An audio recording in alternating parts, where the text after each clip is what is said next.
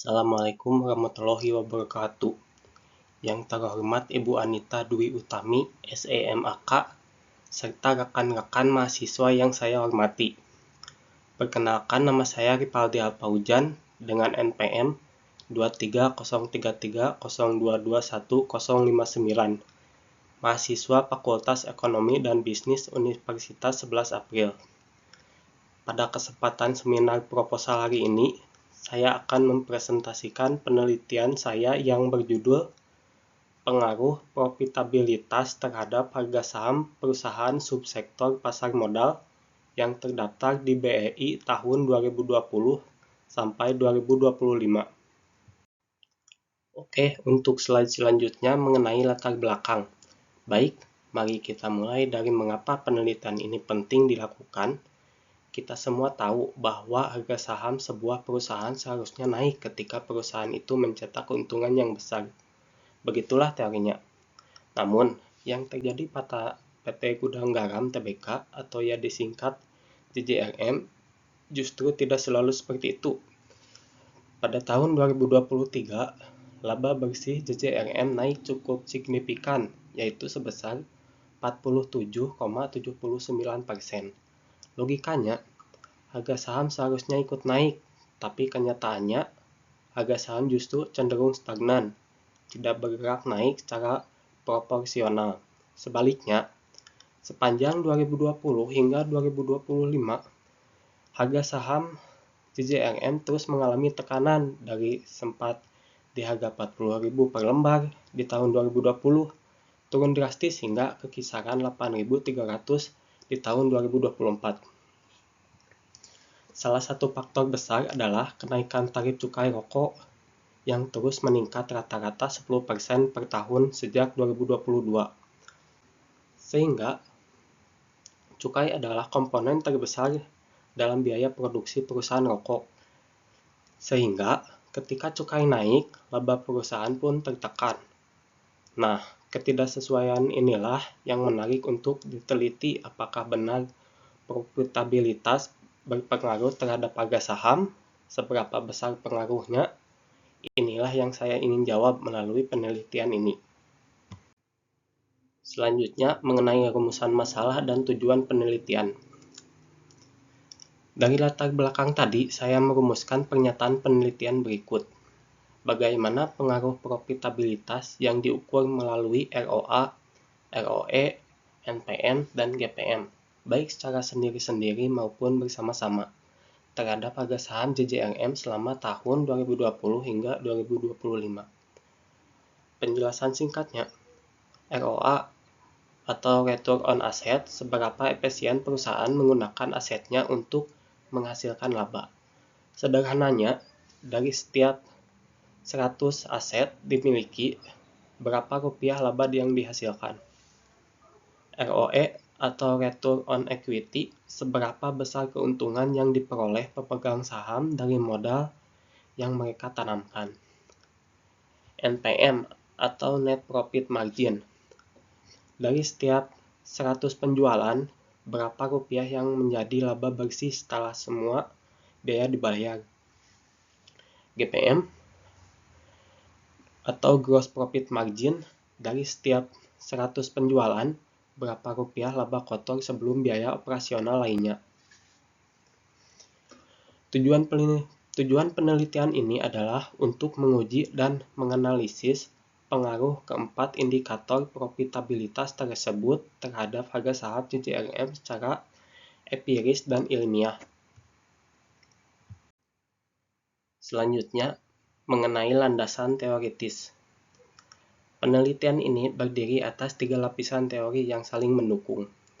Teori yang pertama, Grand Theory, teori sinyal atau Signaling Theory, Ross 1977.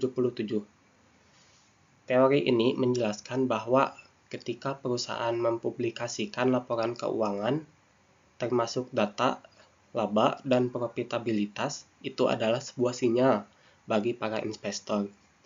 Kalau profitabilitas naik, investor membacanya sebagai sinyal positif dan cenderung membeli saham, sehingga harga saham naik. Sebaliknya, Kalau profitabilitas turun, investor panik dan menjual sahamnya sehingga harga saham turun. Inilah yang seharusnya terjadi secara teori. Tapi pada kasus CJNM, sinyal tersebut tidak selalu ditangkap pasar dengan cara yang sama.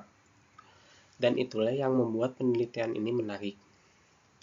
Teori yang kedua, middle theory, laporan keuangan Kashmir 2018. Laporan keuangan adalah rapor perusahaan. Dari sinilah kita bisa membaca kondisi kesehatan keuangan sebuah perusahaan. Apakah sedang untung besar, rugi, atau dalam tekanan. Teori yang ketiga atau yang terakhir, operasional teori atau profitabilitas dan harga saham. Profitabilitas menurut Kashmir 2018, kemampuan perusahaan dalam menghasilkan keuntungan. Harga saham menurut Jogianto 2017, harga saham yang terbentuk di bursa akibat tarik-menarik antara permintaan dan penawaran oleh para pelaku pasar. Selanjutnya, mengenai penelitian terdahulu. Sebelum melakukan penelitian ini, saya telah mempelajari sejumlah penelitian yang sudah ada sebelumnya. Dan menariknya, hasilnya tidak selalu satu arah. Pajriati dan Herlianawati 2024 meneliti JJRM dan menemukan bahwa ROA dan ROE mempengaruhi signifikan terhadap harga saham. Artinya, ketika profitabilitas naik, harga saham ikut naik. Sutriyadi 2023 meneliti harga saham dalam indeks LQ45 dan menemukan bahwa ROA dan NPM mempengaruhi positif terhadap harga saham. Nurlia dan Juwari 2019 menemukan bahwa hasil yang berbeda ROA ternyata tidak mempengaruhi signifikan terhadap harga saham. Inkonsistensi atau ketidakkonsistenan hasil penelitian ini yang terjadi salah satu alasan kuat mengapa saya perlu melakukan penelitian ini secara lebih spesifik, yaitu pada JJRM dalam periode 2020 sampai 2025 yang lebih terkini dan penuh dengan dinamika. Selanjutnya, kerangka berpikir. Berikut adalah kerangka berpikir dari penelitian saya, yang menggambarkan alur logika penelitian secara sederhana.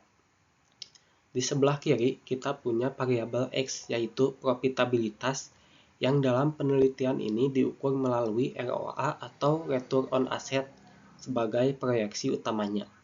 Di sebelah kanan, ada variabel Y, yaitu harga saham, yang diukur menggunakan harga penutup atau closing price saham JJRM di akhir setiap tahun. Panah di tengah bertuliskan H1 menunjukkan hipotesis, yaitu dugaan sementara saya bahwa profitabilitas berpengaruh terhadap harga saham. Dengan kata lain, semakin tinggi kemampuan JJRM menghasilkan laba dari aset ROA, maka seharusnya semakin tinggi pula harga sahamnya. Inilah yang akan kita buktikan. Selanjutnya ada metodologi penelitian. Sekarang saya akan menjelaskan bagaimana cara melakukan penelitian ini. Yang pertama, populasi dan sampel. Populasi penelitian ini adalah 5 perusahaan di subsektor industri tembakau yang terdaftar di BEI. Namun, dengan menggunakan teknik purposive sampling, yaitu pemilihan sampel berdasarkan kriteria tertentu. Saya memiliki PT Gudang Garam Tbk atau yang disingkat JJRM sebagai sampel. Total data yang akan saya analisis ada 6 data tahunan, yaitu dari tahun 2020 sampai 2025. 2. Sumber data. Saya menggunakan data sekunder, yaitu data yang sudah tersedia dan tidak saya kumpulkan sendiri dari lapangan.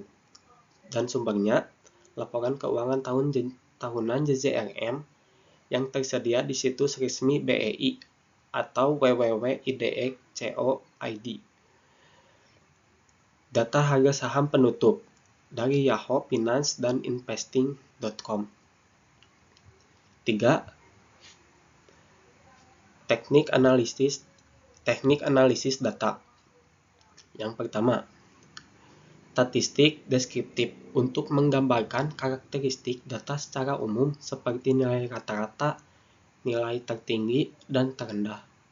Poin kedua, uji asumsi klasik. Serangkaian pengujian untuk memastikan data layak dianalisis lebih lanjut, meliputi uji normalitas, uji multikolinearitas, uji heteroskedastisitas, dan uji autokorelasi.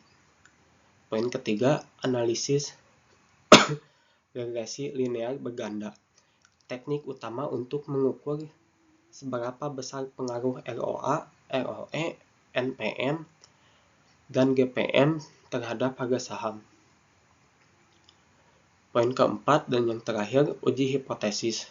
Terjadi dari uji T tersial untuk menguji pengaruh masing-masing variabel secara berpisah, uji F simultan untuk menguji semua variabel secara bersama-sama, dan koefisien determinasi atau R2 untuk menunjukkan seberapa besarnya variabel profitabilitas mampu menjelaskan pergerakan harga saham. Oke, selanjutnya slide penutupan atau yang terakhir. Demikian paparan proposal penelitian saya.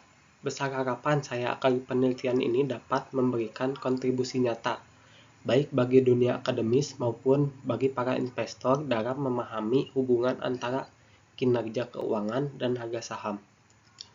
Atas perhatiannya Ibu, saya ucapkan terima kasih. Wassalamualaikum warahmatullahi wabarakatuh.